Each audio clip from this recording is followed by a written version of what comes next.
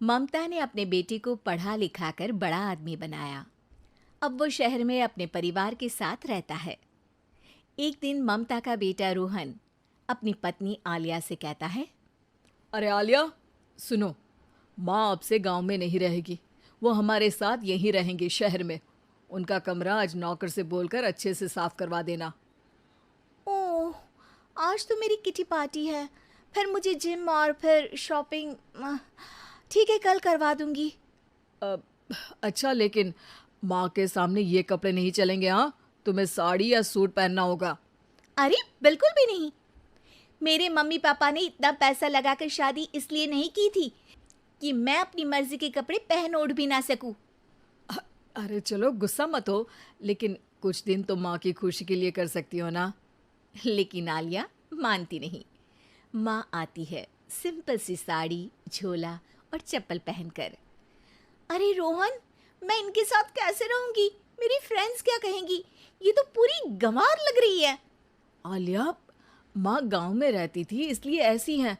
तुम आज ही माँ के साथ जाकर उनकी पसंद की शॉपिंग करवा देना। इनके साथ घर के अंदर रहना मुश्किल है, बाहर तो मैं कभी भी ना जाऊं। रोहन को आलिया पर गुस्सा आ जाता है। माँ, ओ माँ। हाँ बेटा। वो माँ को ले जाने के लिए उनका हाथ पकड़ता है कि अरे माँ, तेरे हाथ अभी तक इतने कड़े हैं, तूने इसका कोई इलाज नहीं किया? अरे बेटा, इसका कोई इलाज नहीं।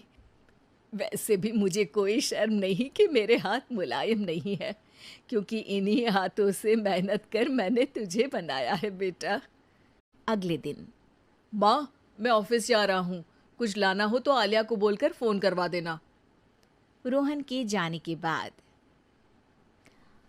आप ना आज कमरे में ही रहिएगा, घर में पार्टी है, मेरी सहेलियां आ रही हैं, मैं उन लोगों के सामने आपको नहीं ला सकती हूँ। ठीक है बहू, लेकिन तुम कहो तो मैं कुछ खाने को बना दूँ तुम लोगों की पार्टी के लिए। वो लोग सिर्फ कॉन्टिनेंटल या थाई फूड ही खाते हैं। कोई बात नहीं, कभी इंडियन खिलाने वाला कोई मिला नहीं होगा ना।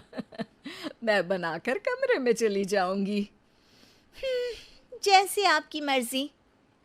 आलिया के घर उसकी दोस्त आती हैं, पार्टी होती है। अरे वाह आलिया, ये क्या है खाने में? बड़ा ही स्वादिष्ट है यार, इसकी रेसिपी मुझे चाहिए। हाँ, और ये दाल, ओ माय गॉड, मैंने तो किसी 5 स्टार में भी ऐसी दाल नहीं खाई है। यार तू कुक को यहाँ बुलाना। अब आलिया घबरा जाती है। हाँ हाँ हाँ हाँ, क्यों नहीं, माँ जी ज़रा बाहर आइए। आलिया की सास सिंपल सी साड़ी और गांव के अंदाज में आती है। अरे बहू, क्या हुआ? खाना पसंद नहीं आया क्या? बहू? अरे ये गांव से दिखने वाली औरत तुम्हें बहू क्यों बोल रही है? कौन है ये?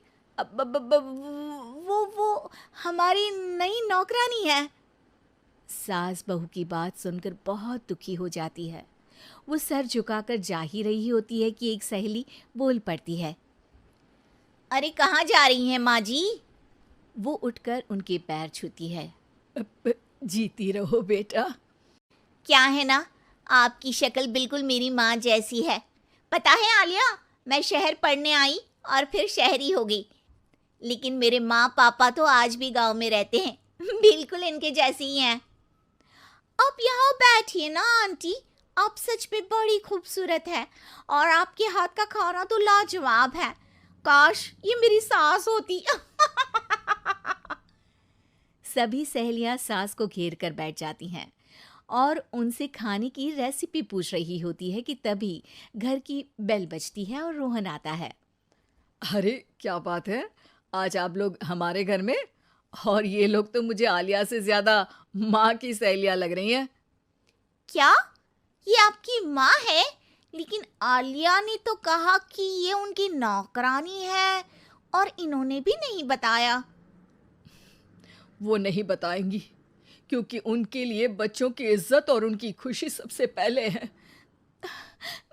मुझे माफ कर दो, मुझे इन्हें तुम लोगों से मिलवाने में शर्म आ रही थी कि तुम लोग क्या कहती। अरे अब तो हमें शर्म आ रही है कि तुम हम लोगों की सहेली हो। हाँ, जो माँ जैसी सास को नौकरानी बोले वो हमारी सहेली नहीं हो सकती। ये बोलकर सभी वहां से जाने लगती है कि सास बोलती है, आलिया की तरफ से मैं तुम लोगों से माफ़ी मांगती हूँ। उसने जो कहा उसके लिए मैं उसे माफ़ करती हूँ। अब तुम लोग भी उसे माफ़ कर दो, क्योंकि अगर तुम लोगों ने उससे दोस्ती तोड़ी तो फिर मेरे हाथ का खाना कैसे खाओगी? नहीं नहीं आंटी, जरूर आएंगे, लेकिन अब आलिया की नहीं बल्कि आपकी सहेली बनकर।